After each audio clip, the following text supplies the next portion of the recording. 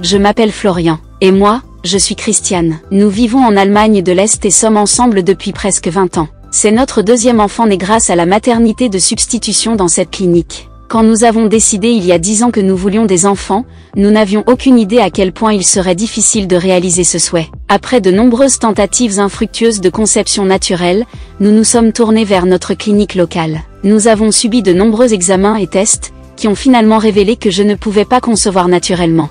Ensuite, il y a eu une série de tentatives de FIV, toutes infructueuses.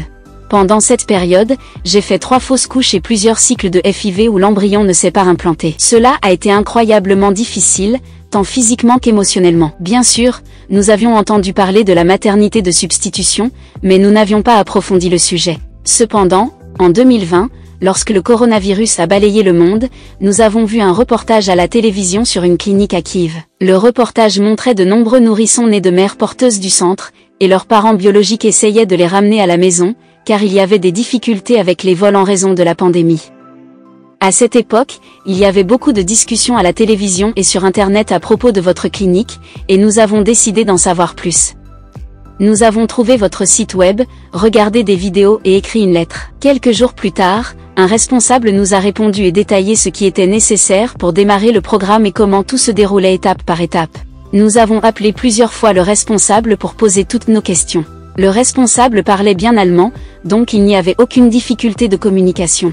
Nous avons réfléchi à cette question pendant environ 6 mois, et finalement, nous sommes allés à Kiev pour voir votre centre et parler avec le médecin en personne. En réalité, il nous a fallu beaucoup de temps pour nous décider sur ce programme, et ensuite nous avons longtemps attendu que notre programme commence après avoir signé le contrat. On nous a expliqué que cela était dû au fait que de nombreux couples du monde entier cherchaient un traitement à la clinique, créant ainsi une longue file d'attente. Nous ne pouvions pas nous permettre le forfait VIP, qui est une somme assez importante pour nous, mais nous l'aurions souhaité, car les programmes VIP commencent plus rapidement. Lorsque notre programme a enfin commencé et que le transfert d'embryon à la mère porteuse a été effectué, nous avons attendu avec anxiété le résultat, mais la grossesse n'a pas eu lieu. Plus tard, la deuxième tentative a été faite et la mère porteuse est tombée enceinte. Nous étions aux anges. Mais, à la 11e semaine, il y a eu une fausse couche. Je sais que cela peut arriver dans les premiers stades, car j'ai moi-même vécu de nombreux cycles de FIV et des fausses couches précoces. Cependant, les médecins disaient qu'il fallait être patient et qu'un résultat positif arriverait sûrement. Nous avons cru, et finalement, après la 3e tentative, ça a marché. Notre fille est née à l'été 2022. Elle ressemble beaucoup à son papa, les yeux, le nez, les traits du visage. Après la naissance de notre fille, les responsables ont immédiatement commencé le processus de préparation et de traitement des documents. Nous sommes restés en Ukraine pendant 2 semaines, pendant lesquelles tous les documents nécessaires ont été préparés, puis nous avons visité l'ambassade. Après avoir obtenu le passeport, nous sommes rentrés chez nous avec notre enfant tant attendu. Je voudrais également parler d'un aspect important concernant les documents.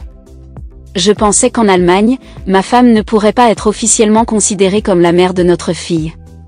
Mais, ici, à la clinique, après la naissance de l'enfant, nous avons rempli un accord supplémentaire pour une décision judiciaire et avons reçu la décision de justice nécessaire par courrier express après 3 mois. Par conséquent, ma femme est devenue la mère légale officielle de notre enfant. Nous étions tellement heureux que nous avons décidé de participer à un 2e programme. Et aujourd'hui, nous ramenons à la maison notre fils, qui est né récemment. Dans quelques jours, nous partirons à la maison avec tous les documents prêts. Le voyage ne sera certainement pas facile, car les avions ne volent pas en Ukraine. Nous devrons voyager en train jusqu'en Pologne, puis prendre l'avion de là. Voyager sur un trajet aussi long et compliqué avec un nourrisson n'est certainement pas facile, mais malgré cela, nous sommes vraiment heureux.